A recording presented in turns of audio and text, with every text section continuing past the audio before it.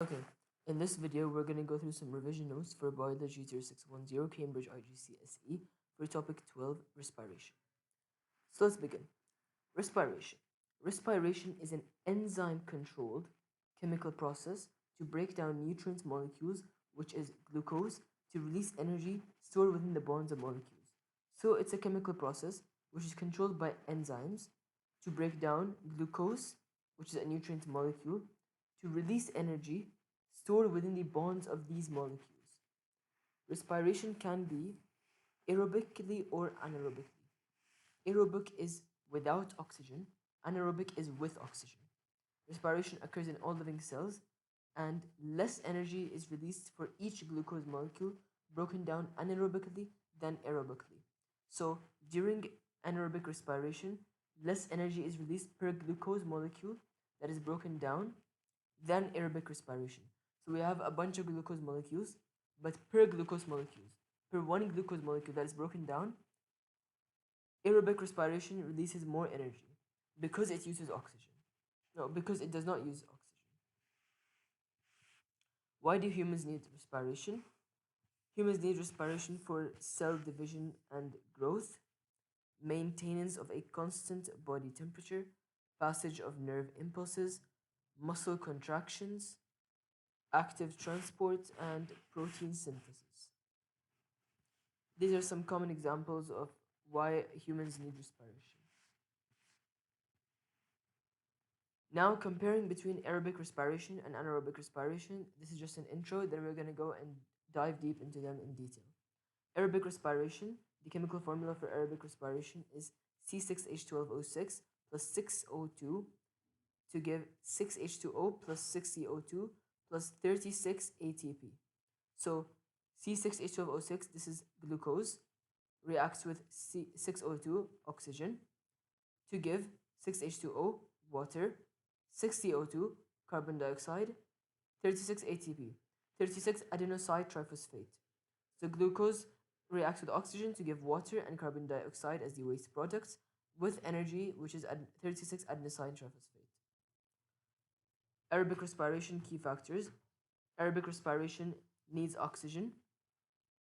It produces a high amount of ATP, 36 to 38.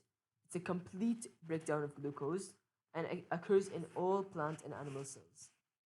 So again, aerobic respiration is glucose reacting with oxygen to give water and carbon dioxide with a high amount of ATP produced, adenosine triphosphate. Aerobic respiration requires oxygen. It produces a high amount of ATP. It is complete breakdown of glucose, and it occurs in all plant cells and all animal cells. Anaerobic respiration, on the other hand, is like somewhat the opposite of aerobic respiration. Anaerobic respiration does not require oxygen at all.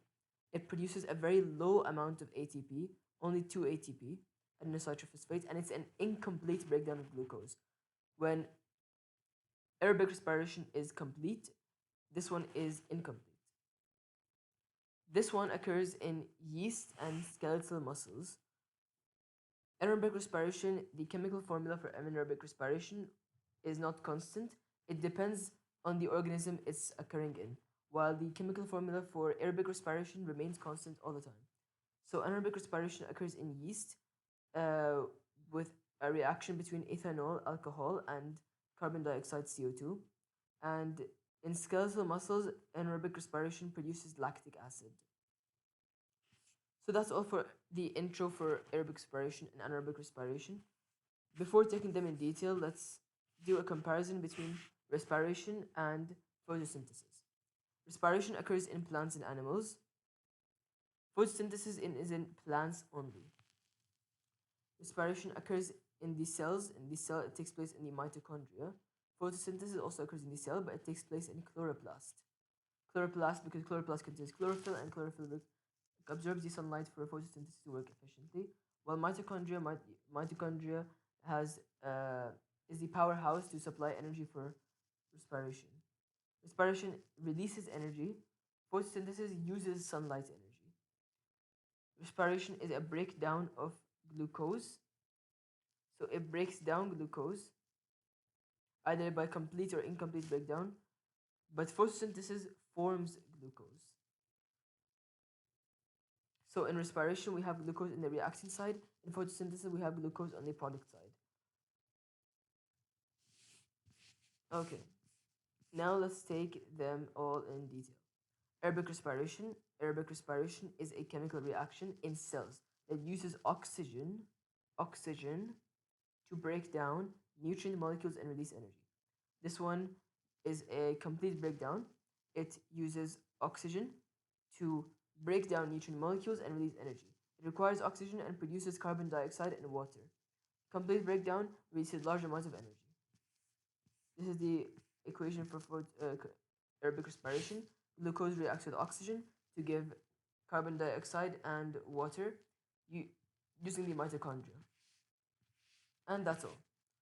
Anaerobic respiration is a chemical reaction that breaks down nutrient molecules, release energy also, but without using oxygen.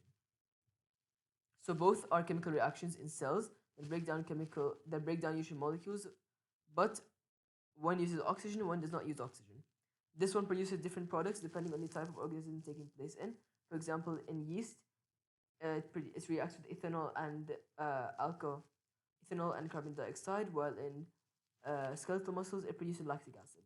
This one is an incomplete breakdown of glucose and releases a very small amount of energy because it occurs without using oxygen. Anaerobic respiration in animals. So now that we've understood the key differences between anaerobic respiration and aerobic respiration, let's take anaerobic respiration in specific organisms. To begin with animals. In animals, anaerobic respiration takes place in muscle cells during really vigorous exercise.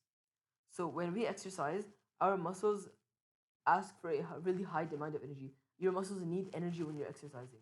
During this time, all the glucose and as much as glucose as possible is broken down with oxygen to produce lactic acid because you're taking in oxygen as you're exercising. As you're exercising, your breathing rate, your heart rate is increasing.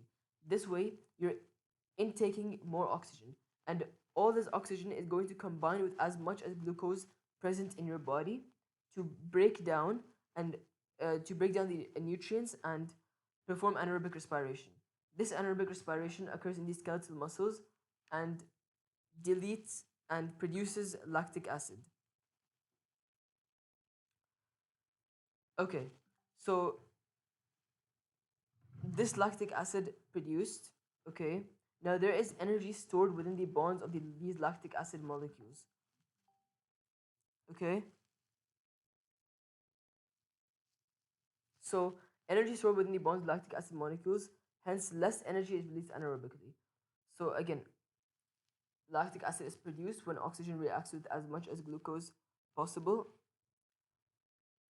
There is energy stored in the lactic acid molecules. This is why less energy is released anaerobically.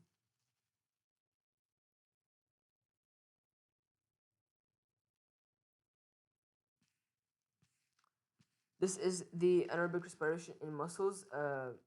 Glucose is broken down to produce lactic acid. Now let's have a look at anaerobic respiration in yeast. Anaerobic respiration in yeast is used in bread making and brewing. In bread making, carbon dioxide is produced causing the dough to rise up. In brewing, carbon dioxide is produced to give beer its fizz. Or ethanol is produced to give beer alcoholic nature. So again, in yeast, it can be used in bread making, where CO2 is produced for dough rise, or in brewing, where CO2 is produced to give beer its fizz or alcoholic nature. This is the formula for anaerobic respiration is yeast. Glucose gives out alcohol and carbon dioxide.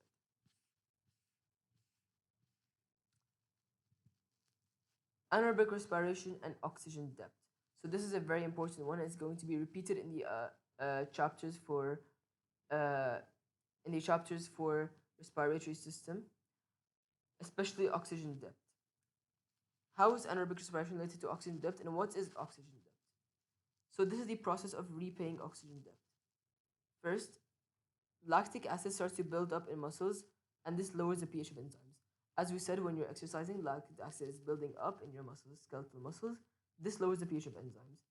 Since pH of enzymes is being far too much lowered, it can denature the enzymes, and As we know, if the enzymes are denatured, they lose the shape of their active site and they cannot form an enzyme substrate complex with other substrates. So this needs to be removed. This is why cells excrete lactic acid into the blood. When this blood passes through the liver, the lactic acid is taken up by these liver cells. So this blood that contains lactic acid is going to be taken up by the liver cells and it's oxidized. By oxidized, we means it reacts with oxygen and it produces carbon dioxide and H2O. This is aerobic respiration actually, the step 3, because lactic acid is the nutrient molecule here instead of glucose and reacts with oxygen to produce carbon dioxide and H2O. So the waste of lactic acid is carbon dioxide and water. This is the reason we breathe heavily with a high heart rate after exercise, because all the lactic acid needs to be transported in from the blood, okay, into the muscle to the liver for it to become oxidized, react with oxygen, and produce carbon dioxide and H2O. So let's do a quick comparison to summarize all of this between aerobic and anaerobic respiration. Aerobic respiration needs oxygen, anaerobic does not need oxygen. Aerobic is complete breakdown, anaerobic is incomplete breakdown. Aerobic respiration have the products carbon dioxide and water. Anaerobic respiration in animal cells, we have lactic acid. In yeast, we have carbon dioxide and ethanol. Energy release in aerobic is about 36 adenosine triphosphate, a lot of energy. Anaerobic is only 2 ATP, very little amount of energy.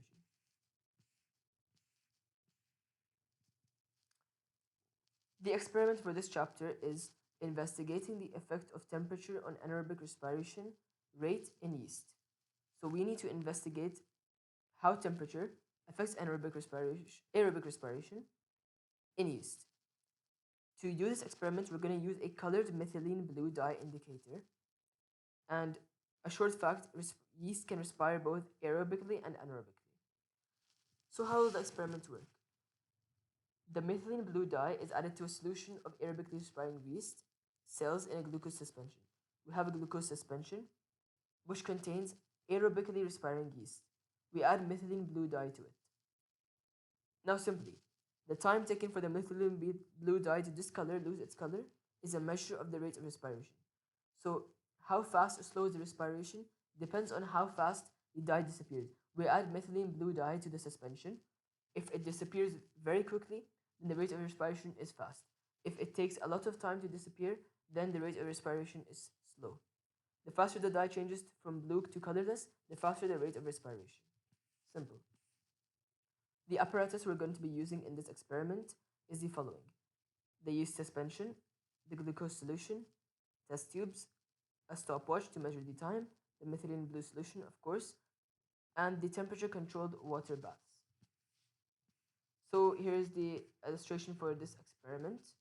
We have the methylene blue dye, or we can also use DCP-IP solution, which is also used in the vitamin C test.